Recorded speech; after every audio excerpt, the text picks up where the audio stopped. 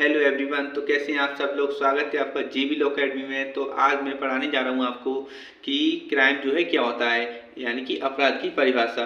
तो कुछ स्टूडेंट्स जो है क्राइम की डेफिनेशन नहीं जानते हैं, जो कि मैं आज बताने जा रहा हूं। और स्पेशली जो है ये लॉ के स्टूडेंट्स के लिए, लेकिन सभी के लिए पता होना चाहिए, और ख़ासकर से ये लॉ के स्टूडेंट्स को पता होना चाहिए। तो ज़्यादा समय न लेते हुए हम बढ़ते हैं अपने आज के लेक्चर में और जानेंगे हम कि क्राइम की डेफिनेशन क्या है। तो ये जो है क्राइम की डेफिनेशन जो है हमारी एक एक फेमस जो प्रोफेसर हैं, जिनका नाम जो है सर विलियम ब्लैकस्टोन है। इन्होंने जो है इसकी डेफिनेशन दी है। तो according to the Blackstone, sir William Blackstone जो है इनका पूरा नाम है, लेकिन इनको जो है ब्लैकस्टोन नाम से जानते हैं। तो इनके अकॉर्डिंग जो परिभाषा दी गई है वो इस प्रकार है: that act which is against public law. तो कोई भी कार्य जो पब्लिक लॉ की सार्वजनिक विधि जो है उसके अगेंस्ट हो, और any act for which the law makes compulsory to do. और कोई भी कार्य जो कि विधि जो है कंपल्सरी करती है करने के लिए, but with the omission it not have done.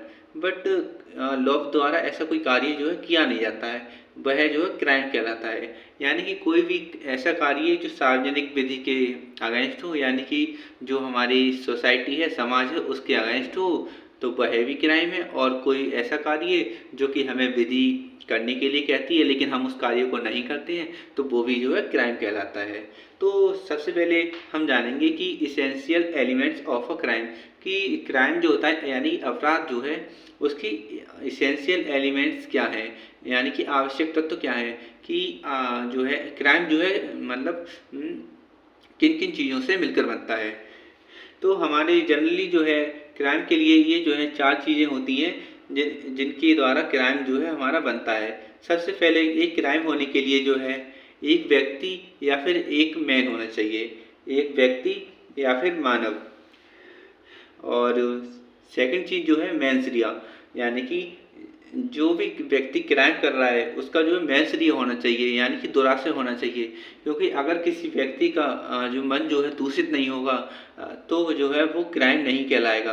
क्योंकि किस क्राइम करने के लिए मन में जो है एक दूषित भावना होनी चाहिए। और दूषित भावना के साथ साथ अब जो थर्ड नंबर पे है क्रिमिनल एक्ट्स, कोई भी जो है आपराधिक कृत्य भी होना चाहिए। ये नहीं है कि कोई एक व्यक्ति है और उसके अंदर जो है आपराधिक मंशा है या कोई दुराशय आ गया है, लेकिन उसने कोई कृत्य ऐसा किया नहीं है कि अपराध हो जाए, तो वह क्राइम नहीं कहलाएगा जब तक वो ऐसा कोई कार्य कर ना दे जिससे कि क्राइम हो।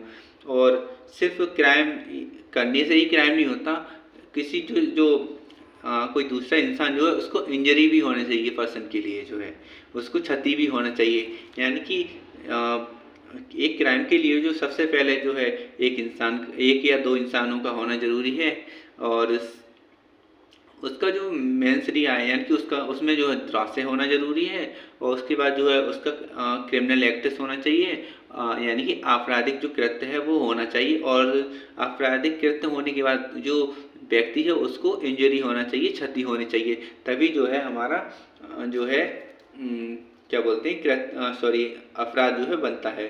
तो अपराध के लिए जो है जैसे कोई भी व्यक्ति है, अगर वो जब तक जो है अपराधी नहीं कहलाएगा जब तक कि उसका मन अपराधी नहीं है, यानी कि कोई बात अपराध नहीं है जब तक कि आपराधिक मन से ना की जाए। तो सबसे पहले व्यक्ति का जो है मन जो है वो आपराधिक होना चाहिए एक अपराध करने के लिए।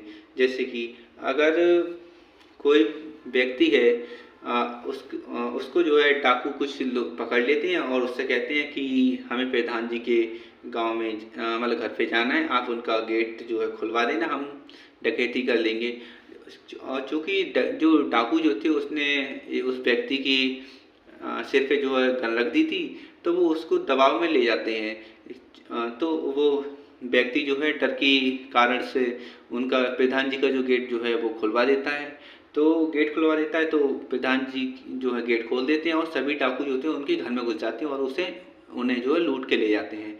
तो जिस व्यक्ति ने जो है गेट खुलवाया था, अब उसमें कोई इंटेंशन नहीं था, जैसे उसका मेंसरिया नहीं था कि वो उसका दुराशय नहीं था कि वो ऐसा कोई कार्य करे, लेकिन उसने डर के कारण, भय के कारण, क्योंकि उस डाकुओं ने उनको डरा दिया था, इसलिए उसने ऐसा किया। लेकिन उसका उद्देश्य ऐसा कुछ करने का नहीं था, इसलिए इसको ये अपराध नहीं माना जाएगा, क्योंकि उसका मन नहीं था करने का। तो आई थिंक आप सभी को जो है आज अपराध की परिभाषा जो है समझ में आ गई होगी। तो इसको जो है आप सभी याद कर लें और इसको लिख भी लें, जिससे कि आप कभी भूलें नहीं। और बढ़ते हैं हम अपना नेक्स्ट। तो आपका जो हमारा जीबी लॉ अकेडमी है, इसमें आपको इसी प्रकार की लीगल नॉलेज जो है प्राप्त होती रहेगी। तो प्लीज़ चैनल को जो है आप सब्सक्राइब कर लें, क्योंकि ऐसी ही लीगल नॉलेज अगर आपको गेन करनी है, प्राप्त करनी है, तो आप इसको सब्सक्राइब करें और जो है वीडियो को लाइक कर दें, और साथ ही साथ इस चैनल को जो है सब्सक्राइब कर शेयर कर दें अपने फ्रेंड्स के साथ, जिससे कि वो भी कुछ लीगल नॉलेज जो है प्राप्त कर सकें। Thank you for watching this video, और मिलते हैं हम अपने नेक्स्ट वीडियो में, और थैंक यू आज के लिए।